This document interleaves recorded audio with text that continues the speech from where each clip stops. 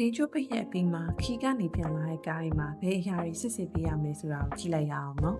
ပထမဆုံးအနေနဲ့ထိုင်ရန်နဲ့ bracelet ကိုစစ်စစ်ပေးရပါမယ်ထိုင်ရန်လေးဖိအားနဲ့လမ်းချမ်းကြောင်ပုံမဲ့သွားနိုင်တဲ့ breakfast တွေကိုတေချာစစ်စစ်ပေးဖို့လိုအပ်ပါတယ်ဒုတိယကတော့ engine wine brake နဲ့ coolant heat level တွေရောကျသွားနေပြီလားမြစ်ပတ်နေပြီလားကိုစစ်စစ်ပြီးတော့လိုအပ်လို့ရှိရင်ချက်ချင်းဖြစ်တင်တာလို့လဲလှယ်ပြရလို့လုပ်တင်ပါတယ်